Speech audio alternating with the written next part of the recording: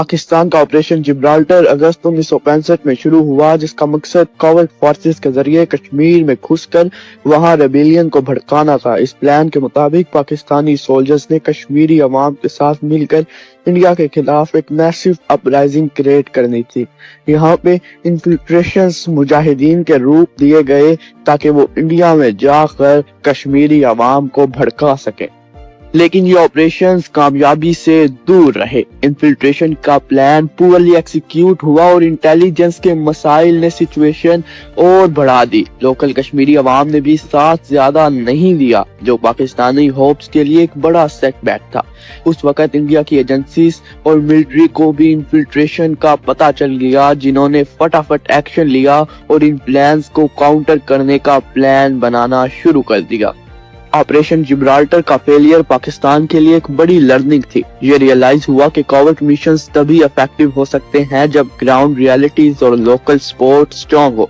Indian forces ने न सिर्फ इन्फिल्ट्रेशन को रोका बल्कि रिटेलिएटरी स्टेप्स लेने की तैयारी भी शुरू की, जो आगे चलकर एक बड़े कॉन्फ्लिक्ट का सबब बना। ऑपरेशन जिब्राल्टर के फेल होने के बाद पाकिस्तान ने अपना अगला प्लान यानी plan B operation grand slam early सितंबर 1965 में लॉन्च किया। इसका मकसद था अखनूर ब्रिज पर कब्जा करना, जो जम्मू और कश्मीर के इंडिया सप्लाई लाइंस को एक इम्पोर्टेंट लिंक था। ये ब्रिज तोड़ने से इंडियन आर्मी की रीइंफोर्समेंट और सप्लाईज कट हो जाती। ऑपरेशन ग्रैंड स्लैम में पाकिस्तानी फोर्सेस ने ज्यादा एग्रेशन और रिसोर्सेज लगाए। स्टार्ट में ये ऑपरेशन काफी सक्सेसफुल लग रहा था, लेकिन पाकिस्तानी टैंक्स और आर्टिलरी ने चैम्प सेक्टर में इंडियन डिफेंसेस को ब्रीच कर दिया, लेकिन इंडियन लीडरशिप ने अपनी पूरी जान लगा दी। लीडरशिप चेंजेस और कोऑर्डिनेशन इश्यूज की वजह से ऑपरेशन का टेम्पो लूज हो गया, जो इंडिया के काउंटर अटैक्स के लिए एक अच्छा मौका बन गया।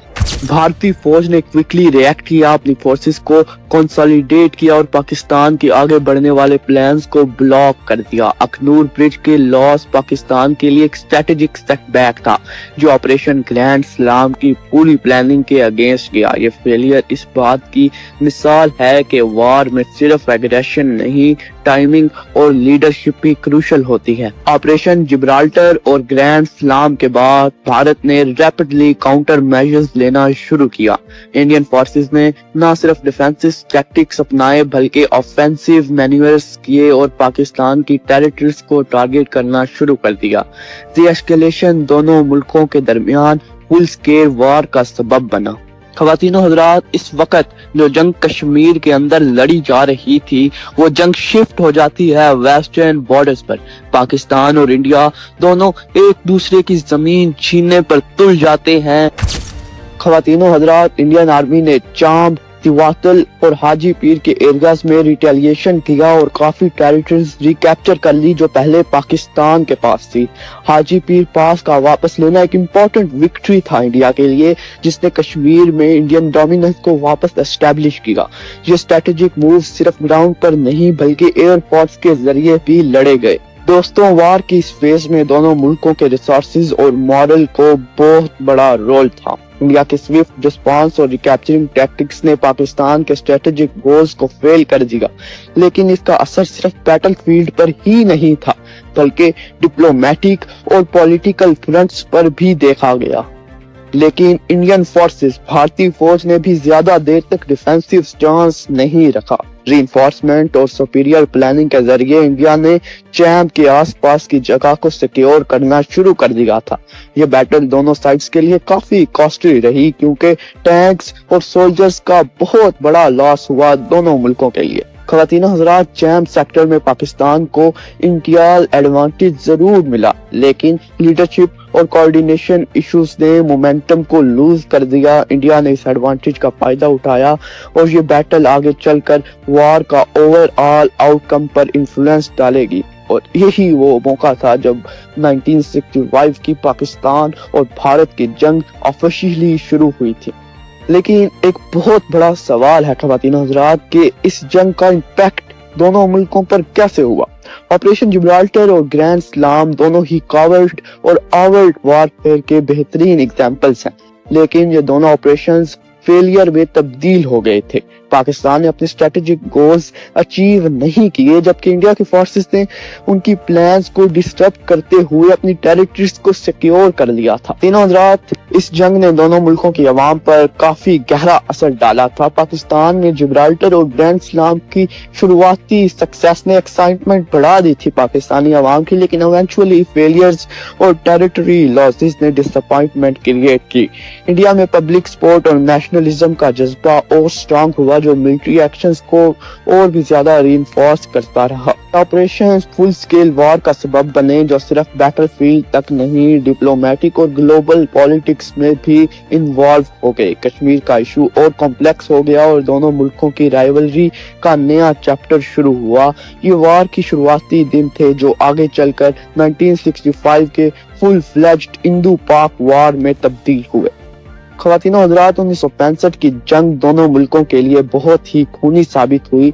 जंग में पाकिस्तान के लगभग 3800 फौजियों की जान चली गई और काफी सारे सिविलियन डेथ्स भी हुए। पाकिस्तान के टैंक्स और एयरक्राफ्ट का भी बहुत ज्यादा नुकसान हुआ। इंडिया यानी भारत की तरफ से लगभग 3000 फौजियों ने अपनी जान दी और सिविलियन डेथ्स भी रिपोर्ट हुई।